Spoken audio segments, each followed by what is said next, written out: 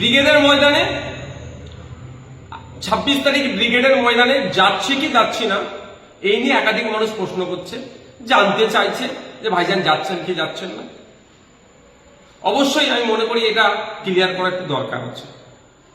তার আগে আমি গুটি কয়েক কথা বলব। কেন্দ্র সরকারের এই নিয়ে আসা কালা কানুনের বিরুদ্ধে সর্বত্র গণতান্ত্রিক প্রক্রিয়ায় শান্তিপূর্ণভাবে প্রতিবাদ করে যেতে হবে। সুপ্রিম কোর্টে আমি আইনে, আমার মতো অনেকে আইনে লড়াই লড়ছেন। আগামী 5 তারিখ ডেট আছে। আন্দোলন সংগঠিত করতে হবে, শান্তিপূর্ণভাবে আন্দোলন করতে হবে।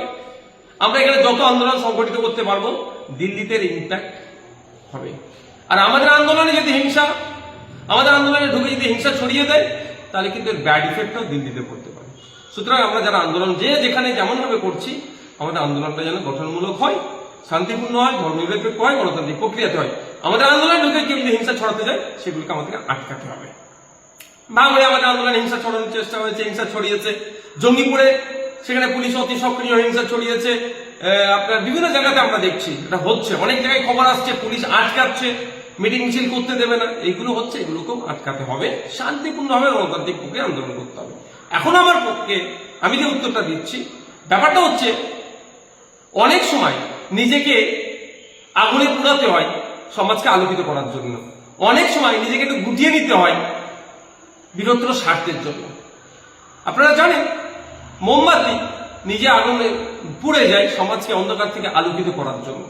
ব্যাপারটা হচ্ছে এখানে আমি যদি এখন ঘোষণা করি আমি ব্রিগেডে যাচ্ছি, আপনারা ইতিপূর্বে দেখেছেন যে জায়গায় আমরা মিটিং মিছিল করছি রাজ্য সরকার কিভাবে সেগুলোতে বাধা দিচ্ছে।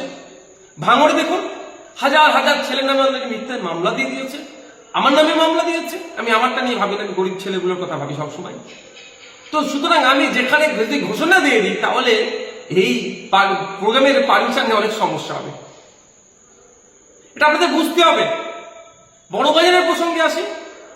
বড় ভাইজান যে ক্ষোভের কথাটা বলেছেন, একজন দায়িত্বশীল লিডার হিসাবে তার কর্মী অপরদের উপর অত্যাচার হচ্ছে, যে প্রসঙ্গতে তিনি আমাদের মিটিং মিছিল হচ্ছিল সেটা তো সবাই করছে, সেইভাবে রেড়ে করে উঠে সরকারকে প্রশ্ন করেনি, সেটা তিনি ক্ষোভের কথা বলেছেন।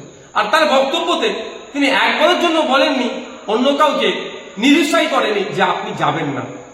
তো আমি আবার ফিরে আসি, আমার বলার বক্তব্যটাই, আমি যদি এই মুহূর্তে ঘোষণা করি যে আমি 26 তারিখে ব্রিগেডে যাচ্ছি, তাহলে আমি আমার যতটুকু রাজনৈতিক জ্ঞান আছে সে জায়গা থেকে বলছি রাজ্য সরকার হেনতানো প্রকারে চেষ্টা করবে এই পারমিশনকে বাতিল করানোর জন্য। সেই জন্য একটু গুটিয়ে রেখেছি নিজেকে। অনেক প্রশ্ন আমার ভাইরা করছেন, উত্তর দেওয়া প্রয়োজন বোধ করছি বলে বলছি।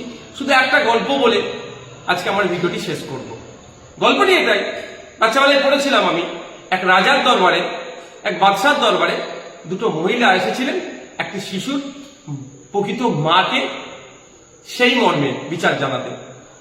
রাজা বা বাদশাহ দুজনের কথা শোনার পরে দুজনের কেউ যখনই মানছিলেন না সত্যটা কি আছে, তখন তিনি নির্দেশ দিলেন তাহলে বাচ্চাটিকে দু টুকরো করা হোক, করে দুটো মা যেহেতু দাবি করছে দুজনকে অর্ধেক অর্ধেক দিয়ে দেওয়া হোক। সেই সময় যে নকল মা সেজে বাচ্চার প্রতি ভালোবাসার কথা বলছিলেন, যেটা আমার সন্তান, সে মাটি এগ্রি হয়ে গেলেন। কিন্তু আসল যিনি মা তিনি বললেন না না রাজামশাই বা বাদশাহ, যে আপনি বাচ্চাকে দু টুকরো করতে হবে না, ও বাচ্চাটা উনি নেই, অন্তত জীবনে বেঁচে থাকবে। নিশ্চিতভাবে আমার গল্প ছাড়া একটা কথা বলুন, আপনারা বুঝতে পারছেন। আপনাদের অনুরোধ করব গণতান্ত্রিক প্রক্রিয়ায় শান্তিপূর্ণভাবে ওয়াকফ সংশোধনী আইনের প্রত্যাহারের জন্য বেশি বেশি মিটিং মিছিল করুন। মাথায় রাখবেন, মিছিল নয় মিটিং করুন। মাথায় রাখবেন এই মিটিং এ কেউ না হিংসা করতে পারে। যত মাথার সংখ্যা বাড়াবেন তত দিল্লিতে ইম্প্যাক্ট করবে। তবে হ্যাঁ, শান্তিপূর্ণভাবে পৌঁছাবে।